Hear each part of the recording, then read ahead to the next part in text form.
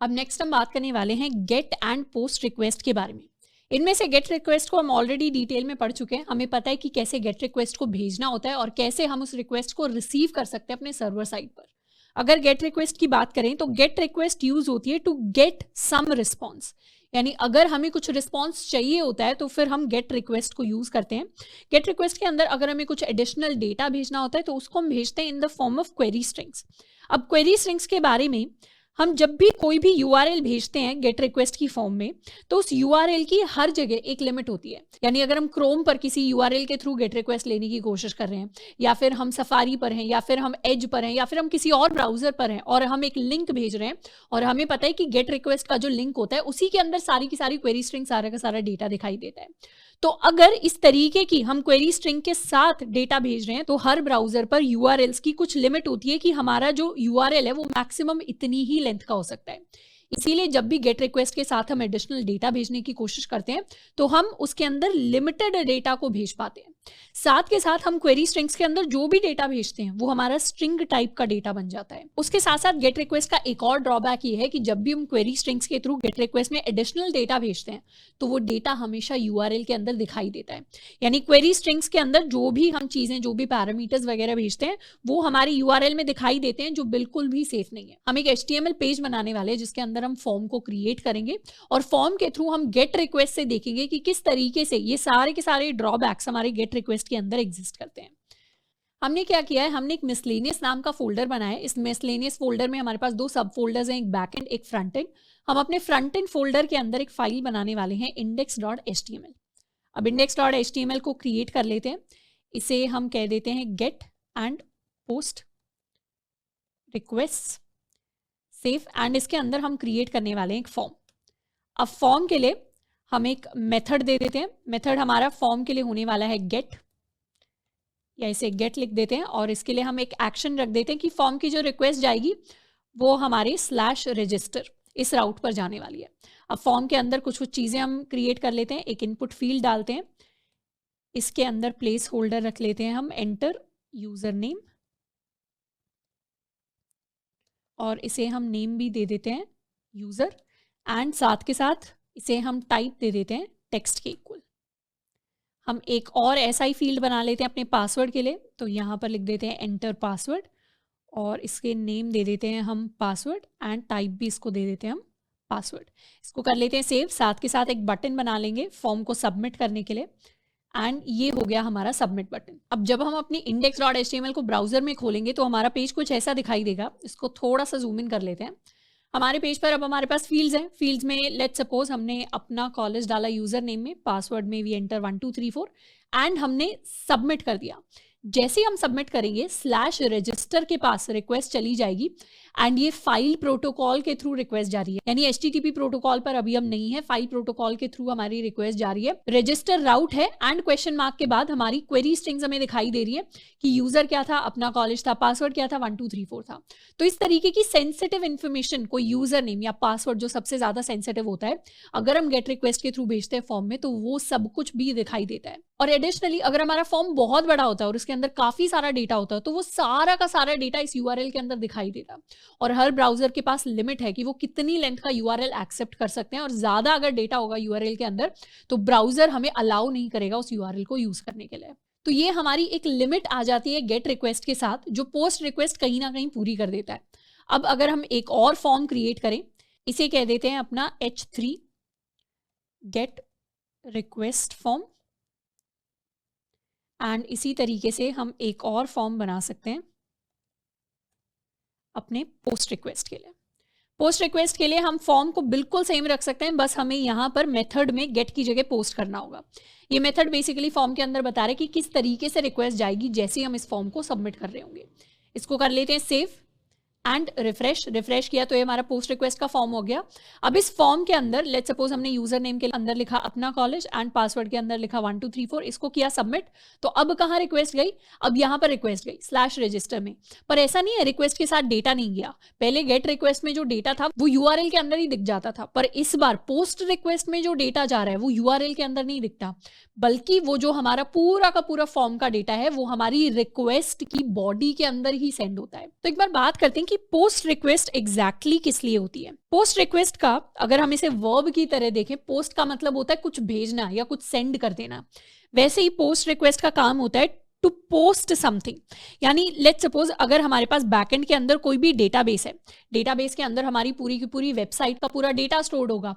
अब अगर हमें डेटाबेस के अंदर कोई नई चीज क्रिएट करनी है, कोई नई चीज लिखनी है या कोई नई चीज अपडेट करनी है, तो उन सारे के सारे ऑपरेशंस के लिए हम पोस्ट रिक्वेस्ट को यूज करते हैं। यानी गेट रिक्वेस्ट को जनरली हम उन क्वेरीज के लिए यूज करते हैं जब हमें कुछ रिस्पॉन्स वापस चाहिए। जैसे अगर मुझे गूगल पे सर्च करना है तो गूगल जो सर्च है वो एक गेट रिक्वेस्ट होगी। पर अगर मुझे गूगल ड्राइव पर कुछ अपलोड करने के लिए रिक्वेस्ट भेजनी है तो मैं क्या कर रही हूँ, वहां पर डेटा को अपलोड करने की कोशिश कर रही हूँ, तो मुझे कुछ डेटा सेंड करना पड़ेगा। तो ऐसे कामों के लिए हम पोस्ट रिक्वेस्ट को यूज करते हैं। साथ के साथ पोस्ट रिक्वेस्ट के अंदर जो भी डेटा जाता है वो हमारा रिक्वेस्ट बॉडी के थ्रू जा रहा होता है। और जैसे गेट रिक्वेस्ट के अंदर लिमिट होती है कि क्वेरी स्ट्रिंग के अंदर जो हम डेटा भेजते हैं वो हमारा स्ट्रिंग टाइप का डेटा होता है, ऐसी पोस्ट रिक्वेस्ट के ऊपर कोई लिमिट नहीं होती। हमारा मन करे तो पोस्ट रिक्वेस्ट के साथ हम स्ट्रिंग टाइप का डेटा भेज सकते हैं, नहीं तो हम जेसन टाइप का डेटा भी भेज सकते हैं, नहीं तो हम दूसरे फॉर्मेट्स में भी डेटा भेज सकते हैं। तो पोस्ट रिक्वेस्ट के साथ ऑलमोस्ट किसी भी टाइप का डेटा भेजा जा सकता है, जबकि गेट रिक्वेस्ट के अंदर लिमिट होती है। तो जनरली गेट रिक्वेस्ट को हम रिस्पॉन्स गेट करने के लिए यूज करेंगे और पोस्ट रिक्वेस्ट को जब हमें बैकएंड के अंदर कुछ चेंज करना होगा, डिपेंडिंग अपॉन हम अगर साथ में कुछ भेजना चाहते हैं, कुछ पोस्ट करना चाहते हैं, उन सारे कामों के लिए हम पोस्ट रिक्वेस्ट को यूज कर रहे होंगे।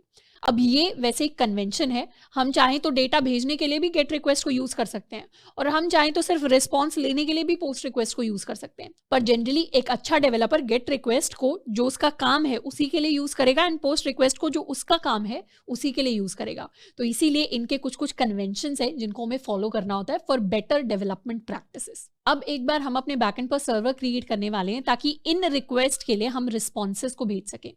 तो उसके लिए अपने बैकएंड वाले फोल्डर के अंदर हम आ जाते हैं और बैकएंड वाले फोल्डर के अंदर हम अपने टर्मिनल से भी cd बैकएंड कर लेते हैं, इसको कर लेते हैं क्लियर। सबसे पहले तो इस फोल्डर के अंदर हम करेंगे npm init -y, तो हमारे लिए बैकएंड के अंदर एक package.json जो है वो इनिशियलाइज हो जाएगी। साथ के साथ हम इंस्टॉल करने वाले हैं एक्सप्रेस को, तो npm i express, different packages हमारे लिए इंस्टॉल होकर आ जाएंगे। और साथ के साथ क्रिएट कर लेते हैं एक index.js, तो ये हमारी index.js आ गई जिसके अंदर हम अपना सर्वर साइड का कोड लिखेंगे। तो रिक्वायर कर लेते हैं एक्सप्रेस को, const express is equal to require Express and साथ के साथ एक ऐप क्रिएट कर लेते हैं इज इक्वल टू एक्सप्रेस। अब ऐप के लिए एक पोर्ट हम क्रिएट कर लेते हैं, let's take it 8080 app.listen at port and हमारा कॉल बैक हो गया जिसमें हम प्रिंट करवा देंगे console.log listening to port। इसे कर लेते हैं सेव एंड यहाँ से हम अपने सर्वर को कर सकते हैं स्टार्ट nodemon index.js। तो हमारा सर्वर स्टार्ट हो गया है।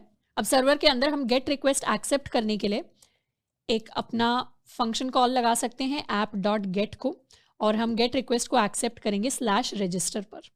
यानी ये /register वही सेम पाथ है जिसको हमने अपने फॉर्म के अंदर लिखा था एंड यहाँ से हमारा रिक्वेस्ट एंड रिस्पॉन्स आएगा। तो इसके लिए हम प्रिंट करवा देते हैं console.log accepted, या सीधा हम रिस्पॉन्स सेंड कर सकते हैं response.send, इसको कह देते हैं स्टैंडर्ड गेट रिस्पॉन्स। एंड अपने पोस्ट रिक्वेस्ट को एक्सेप्ट करने के लिए हम सिंपली लिख सकते हैं app.post एंड बाकी सारी चीजें हम सेम रखेंगे और इसे कर देते हैं स्टैंडर्ड पोस्ट रिस्पॉन्स। अब हमें पता है पोस्ट रिक्वेस्ट को एक्सेप्ट करने के लिए हम app.post इस मेथड को यूज करते हैं, उसके अंदर सिमिलर तरीके से हम अपना राउट डिफाइन करते हैं और अपने कॉल बैक को लिखते हैं। इसको हमने कर लिया है सेव एंड अब एक बार आ जाते हैं अपने हॉपस्कॉच पर और यहाँ से हम रिक्वेस्ट भेजना स्टार्ट करेंगे अपने लोकल होस्ट 8080/register को। सबसे पहले हम गेट रिक्वेस्ट भेज रहे हैं, हमने रिक्वेस्ट सेंड कर दी तो हमें मिल गया स्टैंडर्ड गेट रिस्पॉन्स एंड साथ के साथ हम चाहें तो पोस्ट रिक्वेस्ट सेंड कर सकते हैं, सेंड की तो हमें मिल गया स्टैंडर्ड पोस्ट रिस्पॉन्स। अब पोस्ट रिक्वेस्ट जो होती है उसमें हमारे पास एक बॉडी होती है, बॉडी के अंदर हम काफ़ी सारा डेटा है जिसे सेंड कर सकते हैं। जैसे डेटा को सेंड करने के हमारे अलग अलग तरीके होते हैं। एक तरीका है कि हम जेसन टाइप का डेटा सेंड करें, इस तरीके से लेट्स सपोज हमने नेम के अंदर इस तरीके से कोई भी रैंडम नेम जो है उसे लिखकर भेज दिया। तो ये जो चीज़ है ये हमें रिक्वेस्ट के यूआरएल में तो कभी नहीं दिखाई देगी अगर हम पोस्ट रिक्वेस्ट भेज रहे हैं तो, पर हाँ ये हमारे बैकएंड के सर्वर पर जाकर रिसीव होगी। इसके साथ साथ हम XML टाइप का डेटा भेज सकते हैं, हम simply form URL encoded data भेज सकते हैं, प्लेन टेक्स्ट भेज सकते हैं, HTML भेज सकते हैं। तो कई सारे डिफरेंट टाइप का डेटा है जो भेजा जा सकता है हमारी पोस्ट रिक्वेस्ट के साथ। सेम चीज़ हम अपने फॉर्म्स के साथ ट्राई कर सकते हैं। अपने फॉर्म के पास आ जाते हैं, एक बार गेट रिक्वेस्ट भेजते हैं तो यहाँ हम भेज सकते हैं अपना कॉलेज 1 2 3 4। अब सबमिट किया तो अभी भी हमारी रिक्वेस्ट सिर्फ /register पर जा रही है। तो थोड़े से हम चेंजेस कर लेते हैं, अपने फ्रंट एंड के अंदर आ जाते हैं index.html के अंदर, और यहाँ पर /register की जगह अब हम पूरा लिखने वाले हैं कि हमारी रिक्वेस्ट एग्जैक्टली जानी कहाँ पर चाहिए। तो रिक्वेस्ट हम भेजना चाहते हैं HTTP localhost 8080/register, यानी ये वो लिंक है जहां पर हम अपनी रिक्वेस्ट को भेजना चाहते हैं। इसी को कॉपी कर लेते हैं, पोस्ट रिक्वेस्ट में भी हम सेम लिंक को यूज करेंगे एंड इसे सेव कर लेते हैं। अब यहाँ हमें अलग से HTTP इसलिए लिखना पड़ रहा है क्योंकि जनरली जो हमारा फॉर्म है, क्योंकि अभी हमारी सिर्फ लोकल सिस्टम में एग्जिस्ट करता है, तो वो फाइल प्रोटोकॉल को यूज कर रहा है, पर हम चाहते हैं रिक्वेस्ट भेजने के लिए वो HTTP प्रोटोकॉल को यूज करे जिस पर हमारा सर्वर काम कर रहा है। तो दोनों का सेम लेवल पे सेम प्रोटोकॉल को यूज करना जरूरी है। अब index.js के अंदर आ जाते हैं और वापस से अपने फॉर्म के पास आ जाते हैं। यहाँ से 1 2 इसे रिफ्रेश कर लेते हैं, हम लिख देंगे अपना कॉलेज एंड 1 2 3 4। सबमिट किया, गेट रिक्वेस्ट गई, हमारे पास क्या आ गया, स्टैंडर्ड गेट रिस्पॉन्स।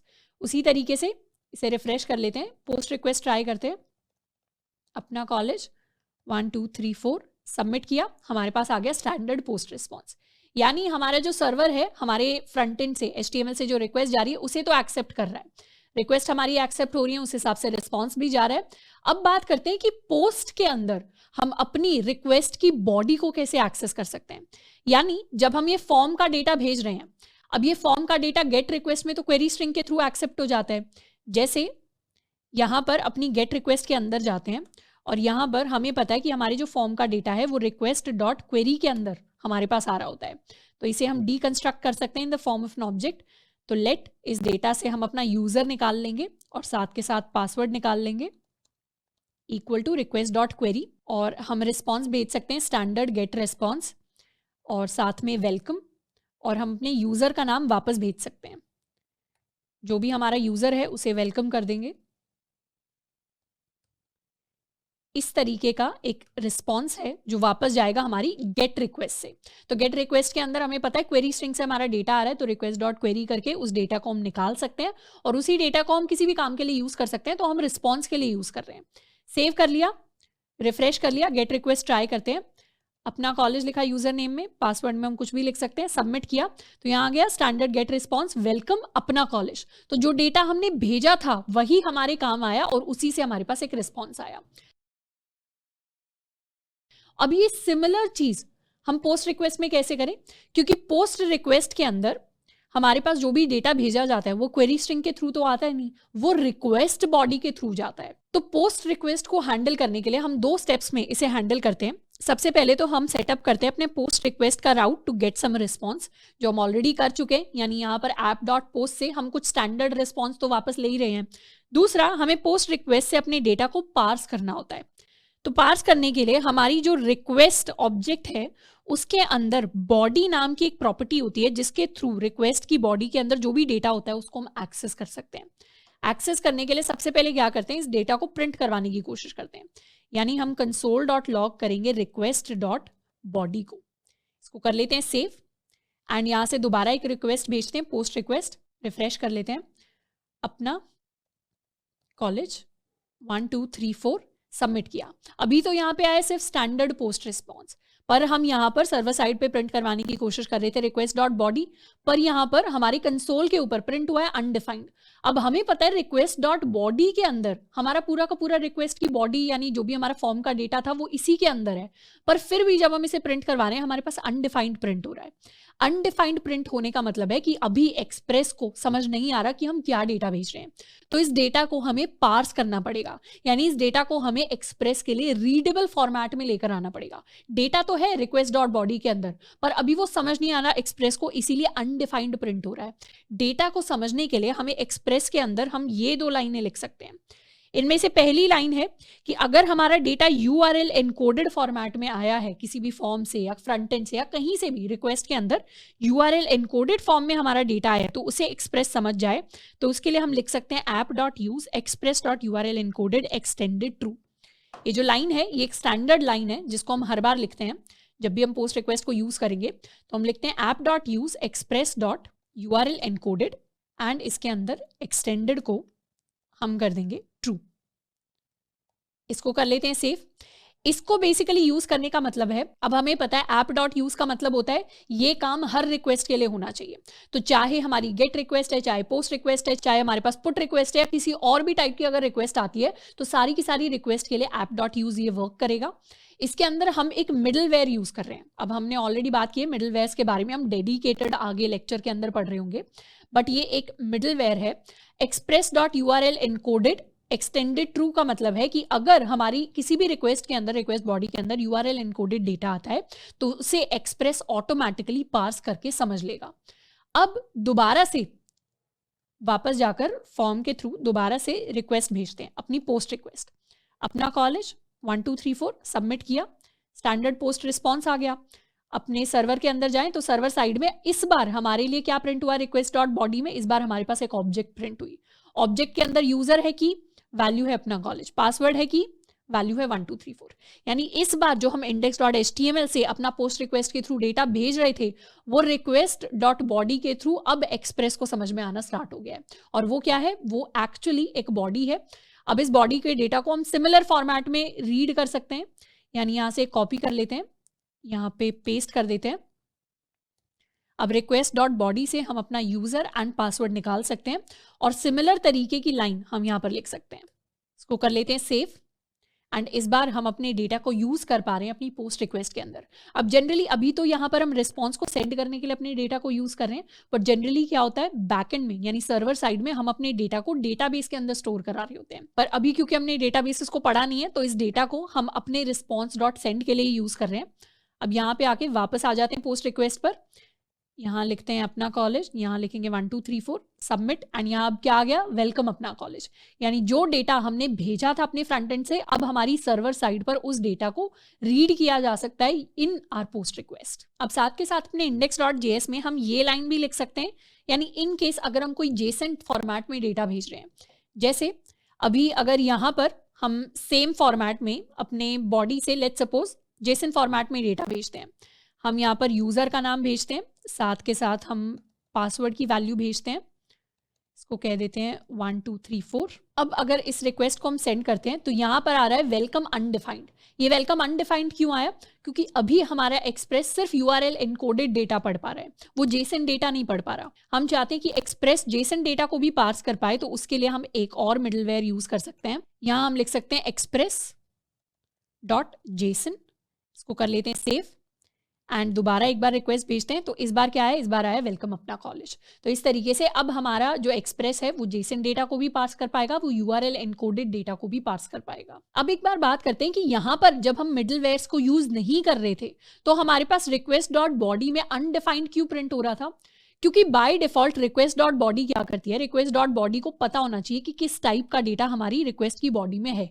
एक्सप्रेस को समझ आना चाहिए कि वो किस तरीके का डेटा पार्स करना चाहते हैं उसे रीड करने के लिए। बाय डिफॉल्ट अगर हम कोई भी मिडलवेयर ऊपर डिफाइन नहीं करते तो हमारा रिक्वेस्ट डॉट बॉडी क्या वैल्यू देता है, वो अनडिफाइंड वैल्यू देता है, यानी वो किसी भी टाइप का डेटा रीड नहीं करता जब तक हम अलग से डिफाइन नहीं करते एक्सप्रेस के अंदर। तो इसीलिए हम उसे रीड नहीं कर पा रहे थे और इसीलिए हमारे पास शुरुआत में अनडिफाइंड प्रिंट हो रहा था। तो ऐसा नहीं है कि अगर हम कुछ भी डिफाइन नहीं करेंगे तो जेसन टाइप का स्टैंडर्ड हमारा डिफॉल्ट फॉर्मेट होता है, या URL एनकोडेड, या हमारा HTML डिफॉल्ट फॉर्मेट होता है। कुछ डिफॉल्ट नहीं होता हमारे रिक्वेस्ट डॉट बॉडी के अंदर, हमारे पास सिर्फ अनडिफाइंड प्रिंट होकर आएगा। इसीलिए ये लाइंस लिखना जरूरी हो जाता है हमारे index.js के अंदर, एंड इस तरीके से हम अपनी पोस्ट रिक्वेस्ट को हैंडल करते हैं। नेक्स्ट हम दोबारा से रीविजिट करने वाले हैं जावास्क्रिप्ट को ऊप्स के कॉन्सेप्ट को पढ़ने के लिए। अब ऊप्स हमारा ऑब्जेक्ट ओरिएंटेशन प्रोग्रामिंग सिस्टम्स होता है। ऊप्स को हम वैसे तो अलग अलग लैंग्वेजेस के अंदर पढ़ सकते हैं। अगर आपने ऑलरेडी जावा या C++ जैसी किसी लैंग्वेज के अंदर ऊप्स को पढ़ा हुआ है तो हो सकता है आने वाले सेक्शंस हमें थोड़े से बोरिंग लग सकते हैं। तो क्या करना है, उन्हें 2x पे एक बार देख लेना है ताकि जावास्क्रिप्ट के अंदर भी हमें ऊप्स के कॉन्सेप्ट अच्छे से समझ में आ जाए। अब जो स्टूडेंट्स फर्स्ट टाइम हमारे साथ ऊप्स को पढ़ रहे होंगे उन्हें हो सकता है फर्स्ट टाइम अगर हम थोड़ा सा ऊप्स के कॉन्सेप्ट्स को देखें तो वो थोड़े से ट्रिकी लगे। तो एक बार जब हम पूरे चैप्टर को कंप्लीट कर लेंगे और हमें ओवरऑल पिक्चर मिलेगी तब हमें थोड़ा सा समझ में आएगा कि नहीं, ये टॉपिक तो आसान ही था, इतना डिफिकल्ट नहीं है। क्योंकि एक्चुअली ऊप्स उतने डिफिकल्ट नहीं होते ऊप्स के कॉन्सेप्ट, पर बेसिकली हम फर्स्ट टाइम क्लासेस जैसी चीजें, फर्स्ट टाइम कंस्ट्रक्टर जैसी चीजें अगर पढ़ रहे होंगे तो हमें वो काफी नए नए कॉन्सेप्ट्स लगेंगे। तो सबसे पहले बात करते हैं कि ऑब्जेक्ट ओरिएंटेड प्रोग्रामिंग का एक्चुअली मतलब होता क्या है। ऑब्जेक्ट ओरिएंटेड प्रोग्रामिंग के अंदर हम ऑब्जेक्ट्स के बारे में पढ़ रहे होते हैं। हमें ऑलरेडी पता है कि ऑब्जेक्ट्स क्या होती हैं, जावास्क्रिप्ट के अंदर हम ऑब्जेक्ट्स को क्रिएट कैसे करते हैं। तो अभी तक तो हमने समझा है कि अगर हमें इंडिविजुअल ऑब्जेक्ट्स को क्रिएट करना हो तो इंडिविजुअल ऑब्जेक्ट्स को हम कैसे क्रिएट कर सकते हैं। पर कई बार हमारे पास कोड के अंदर ऐसी सिचुएशन आ सकती है जिसमें हमें बार बार सेम तरीके की ऑब्जेक्ट्स को क्रिएट करना पड़ सकता है। जैसे लेट्स सपोज हमारे पास ऐसा कोई कॉन्सेप्ट आता है जिसमें हमारे पास बहुत सारे स्टूडेंट्स का डेटा आने वाला है। अब हर स्टूडेंट के लिए हमें उसका नेम भी स्टोर कराना है, हमें उसकी एज भी स्टोर करानी है, हमें उसके मार्क्स भी स्टोर कराने हैं, हमें उस स्टूडेंट के सब्जेक्ट्स भी स्टोर करवाने हैं, हमें उस स्टूडेंट का एड्रेस भी स्टोर करवाना है। अब ऐसे केस में हम हर बार स्टूडेंट 1 नाम की एक ऑब्जेक्ट बनाएं, उसके बाद हम स्टूडेंट 2 नाम की एक ऑब्जेक्ट बनाएं, उसके बाद हम स्टूडेंट 3 नाम की एक ऑब्जेक्ट बनाएं, स्टूडेंट 4 नाम की एक ऑब्जेक्ट बनाएं। तो हर बार ऑब्जेक्ट के अंदर हमें सेम की को बार डिफाइन करना पड़ेगा। जैसे इसका एग्जाम्पल लेते हैं, अपने फ्रंट एंड के अंदर हमारे पास index.html है, साथ के साथ एक और फाइल बना लेते हैं app.js के नाम से। app.js के अंदर हम क्या करेंगे, सबसे पहले हम एक स्टूडेंट 1 नाम से एक ऑब्जेक्ट बना लेते हैं। इस ऑब्जेक्ट के अंदर हमारे पास नेम होगा, नेम को हम कुछ भी रख सकते हैं, साथ में एज होगी, एज को भी हम कुछ भी रख सकते हैं, एंड साथ में हम अपने मार्क्स को स्टोर करवा रहे हैं। लेट्स सपोज हमारे पास ये एक ऑब्जेक्ट है। इसी तरीके की हम एक और ऑब्जेक्ट बनाएंगे स्टूडेंट 2 नाम से, इसके अंदर सिमिलर चीजें हम रख सकते हैं। एक और हम ऑब्जेक्ट बनाएंगे स्टूडेंट 3 नाम से, इसको हमने कुछ और नाम दे दिया, इसको कर लेते हैं सेव। तो इस तरीके से जब हम बार बार ऑब्जेक्ट्स बना रहे हैं तो ये जो कीज हैं ये बार रिपीट हो रही हैं। अब हमें पता है स्टूडेंट नाम की चाहे हम 1000 ऑब्जेक्ट्स बना दें, उनके अंदर सेम ही कीज यूज होनी है, उनके अंदर नेम होगा, उनके अंदर एज होगी, उनके अंदर मार्क्स होंगे। तो क्यों ना हम इस तरीके का एक टेम्पलेट बना लें जिसको पता होगा कि स्टूडेंट ऑब्जेक्ट बनेगी तो उसके अंदर ये कीज या ये इंफॉर्मेशन स्टोर होनी चाहिए। इसके साथ साथ अगर स्टूडेंट ऑब्जेक्ट के अंदर अगर हमें कल को कोई फंक्शन डिफाइन करना होगा, जैसे लेट्स सपोज हम कोई फंक्शन डिफाइन करते हैं गेट मार्क्स नाम से, तो गेट मार्क्स के अंदर हम इस तरीके का अगर फंक्शन डिफाइन करते हैं तो ये फंक्शन रिटर्न करता है दिस डॉट मार्क्स को। अब यही सेम फंक्शन हमारी स्टूडेंट 2 के अंदर होना चाहिए, यही सेम फंक्शन हमारे स्टूडेंट 3 के अंदर होना चाहिए। तो इस बार जब हम स्टूडेंट 1, स्टूडेंट 2, स्टूडेंट 3 इन सब के अंदर सेम सा ही फंक्शन डिफाइन करेंगे तो क्या होगा, ये फंक्शन बार मेमोरी के अंदर क्रिएट होगा। स्टूडेंट 1 के लिए भी सेम फंक्शन मेमोरी के अंदर क्रिएट होगा, स्टूडेंट 2 के लिए भी ये फंक्शन अलग से मेमोरी के अंदर क्रिएट होगा, स्टूडेंट 3 के लिए भी अलग से मेमोरी के अंदर क्रिएट होगा। और अगर हमने 1000 स्टूडेंट्स का डेटा स्टोर कराए तो सबके लिए अलग से मेमोरी के अंदर स्टोरेज जाएगी फंक्शन की, जो इनएफिशिएंट तरीका है। तो कोड के अंदर हमने पहले भी बात की कि हमेशा कोशिश करने कि हम चीजें रिपीट ना करें। बार ये जो कीज रिपीट हो रही हैं, ये जो फंक्शन रिपीट हो रहा है, ये इनएफिशिएंट तरीका है प्रोग्रामिंग करने का जिसको हमें नहीं करना है। तो इसी इनएफिशिएंसी को हटाने के लिए एंड और कई सारी प्रॉब्लम्स होती हैं इस तरीके में, उन प्रॉब्लम्स को हटाने के लिए हमारे पास ऑब्जेक्ट ओरिएंटेड प्रोग्रामिंग का कॉन्सेप्ट आया। अब ऑब्जेक्ट ओरिएंटेड प्रोग्रामिंग को हम बिल्कुल स्क्रैच में समझे, बिल्कुल बहुत ही बेसिक तरीके से समझे तो इसको हम ऐसे समझ सकते हैं कि जैसे कोई फैक्ट्री होती है। लेट्स सपोज हमारे पास कोई कार की फैक्ट्री है। अब कार की फैक्ट्री हमारे लिए कार मैन्युफैक्चर करती है।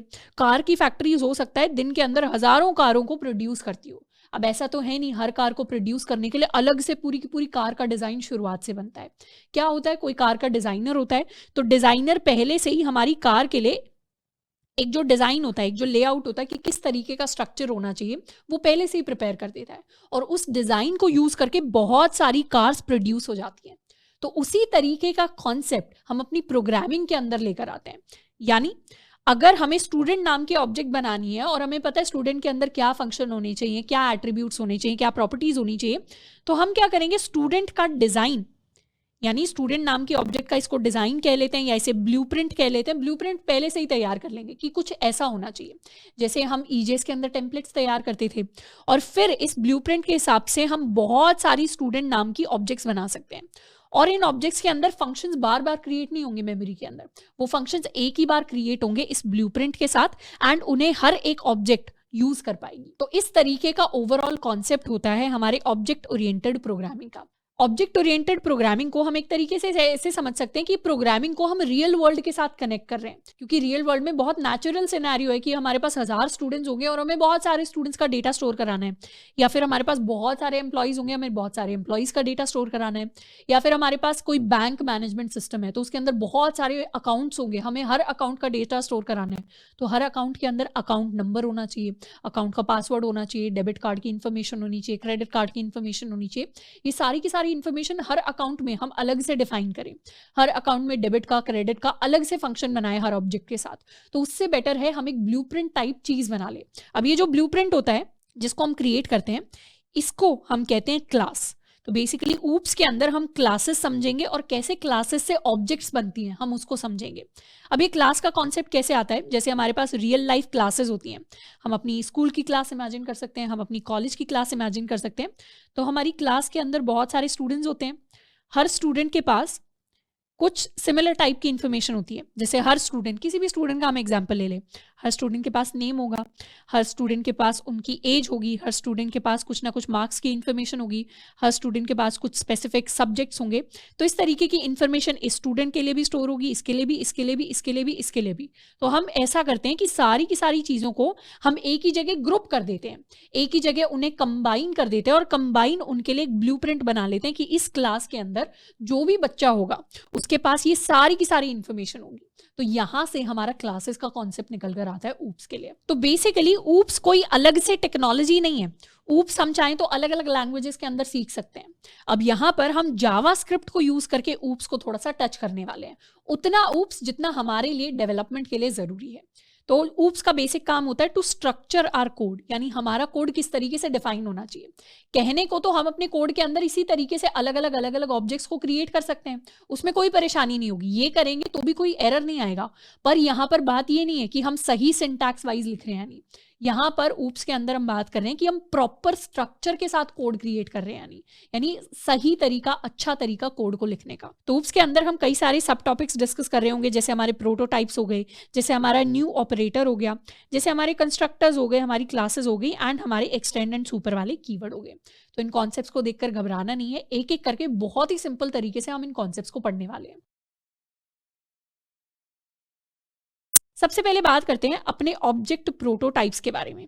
तो प्रोटोटाइप्स को देखने से पहले हम एक काफ़ी इंटरेस्टिंग चीज़ देखने वाले हैं। अपने कंसोल विंडो के अंदर लेट्स सपोज हम एक अपना एरे क्रिएट करते हैं। इस एरे को अगर हम एंटर करके प्रिंट करवाएं तो इस एरे को जब हम एक्सपैंड करेंगे तो हमें ये दिखाई दे रहा है कि 0 इंडेक्स है, या 0 की कह सकते हैं इस ऑब्जेक्ट के लिए, क्योंकि इंटरनली जावास्क्रिप्ट के अंदर एरे भी क्या होते हैं, जावास्क्रिप्ट के अंदर एरे भी ऑब्जेक्ट्स ही होते हैं। तो ये हमारी एरे ऑब्जेक्ट है जिसके अंदर 0 वाली की पर 1 है, 1 वाली की पर 2 है, 2 वाली की पर 3 है। तो बेसिकली इंडेक्स पर जो वैल्यू है वो दिखा दी, साथ के साथ इसके अंदर एक लेंथ नाम की प्रॉपर्टी है जिसके अंदर 3 स्टोर हुआ है। पर हर बार जब भी हम एरे को प्रिंट करवाते हैं हमारे पास ये प्रोटोटाइप नाम की एक चीज आती है। प्रोटोटाइप के अंदर अगर हम देखें तो प्रोटोटाइप के अंदर हमें कॉनकैट नाम का एक फंक्शन दिखाई देगा। हम और आगे चले जाएं तो हमें इंडेक्स ऑफ नाम का फंक्शन दिखाई देगा, हमें इंक्लूड्स नाम का फंक्शन दिखाई देगा, फॉर ईच नाम का फंक्शन दिखाई देगा, हमें पॉप नाम का फंक्शन दिखाई देगा, हमें पुश नाम का फंक्शन दिखाई देगा। तो ये जो फंक्शंस होते हैं वो हमें एरे के अंदर डायरेक्टली दिखाई नहीं दे रहे ऑब्जेक्ट के अंदर, वो एक प्रोटोटाइप नाम की चीज है, उसके अंदर सारे के सारे फंक्शंस हमें दिखाई दे रहे हैं। अब ये प्रोटोटाइप क्या होता है? ऑब्जेक्ट प्रोटोटाइप्स जावास्क्रिप्ट के अंदर एक मैकेनिज्म होते हैं by which JavaScript objects inherit features from one another. यानी एरे के अंदर जितनी भी प्रॉपर्टीज होनी चाहिए, एरे के अंदर एक पुश का फंक्शन होना चाहिए, एक पॉप का फंक्शन होना चाहिए, एक इंक्लूड्स का, इंडेक्स ऑफ का फंक्शन होना चाहिए, ये सारे फंक्शन हमने कहीं ना कहीं यूज करके देख रखे हैं। हम अगर अपना एक सैम्पल एरे बनाएं जिसके अंदर 1 2 3 ये सारी डिटेल्स अगर हम लिखेंगे तो एरे के अंदर से हम अपने एलिमेंट्स को पॉप भी कर सकते हैं और एरे के अंदर हम अपने एलिमेंट्स को पुश भी कर सकते हैं। तो हमारा एरे क्या होगा, बार बार चेंज होता रहेगा। पर ये जो जनरल फंक्शंस होते हैं जो सारे के सारे एरेज के अंदर एग्जिस्ट करते हैं, ये हर इंडिविजुअल एरे ऑब्जेक्ट के साथ, यानी जो हमारा एरे है ये एक एरे ऑब्जेक्ट है। अगर हम एरे 1 बनाते हैं, एरे 2 यानी कोई और किसी और नाम का भी एरे बना लेंगे तो वो भी अलग एक एरे ऑब्जेक्ट होगा। ये सारे फंक्शन अलग अलग एरे ऑब्जेक्ट के लिए अलग से क्रिएट नहीं होते, ये सारे के सारे एक प्रोटोटाइप के अंदर क्रिएट होते हैं। यानी हमारे पास एक प्रोटोटाइप क्रिएट होता है और प्रोटोटाइप के अंदर सारे के सारे फंक्शंस और सारी की सारी प्रॉपर्टीज होती हैं जो एरे के लिए कॉमन है। और इन सारी प्रॉपर्टीज को एरे की अगर कोई भी ऑब्जेक्ट बनती है, लेट्स सपोज हमारा एरे की कोई भी ऑब्जेक्ट है, ये इन फंक्शंस को, इन प्रॉपर्टीज को इनहेरिट करता है। इनहेरिट करने का मतलब है ले लेना। जैसे हम बायोलॉजी के अंदर बात करते हैं कि हमारे पेरेंट्स जो होते हैं उनसे हम उनके जीन्स या उनकी जो प्रॉपर्टीज होती हैं वो बच्चे इनहेरिट करते हैं। वैसे ही जो हमारे प्रोटोटाइप के अंदर सारी की सारी इंफॉर्मेशन होती है वो हमारा एरे ऑब्जेक्ट इनहेरिट करता है। तो it is like a single template object. Prototype क्या होता है, ऑब्जेक्ट प्रोटोटाइप क्या होता है, ये एक सिंगल टेम्पलेट ऑब्जेक्ट की तरह होता है that all objects inherit methods and properties from without having their own copy. यानी ये जो एरे है इसके पास पॉप फंक्शन की अपनी कॉपी नहीं है, इसे नहीं पता पॉप फंक्शन क्या है, पर इसके पास प्रोटोटाइप है जिसे पता है पॉप फंक्शन क्या है, जिसे पता है पुश फंक्शन क्या है, और ये क्या करता है, डायरेक्टली उसी पुश एंड उसी पॉप फंक्शन को यूज करता है। जितनी भी ऑब्जेक्ट्स जावास्क्रिप्ट के अंदर एग्जिस्ट करती हैं उन सबके पास अपनी एक बिल्ट इन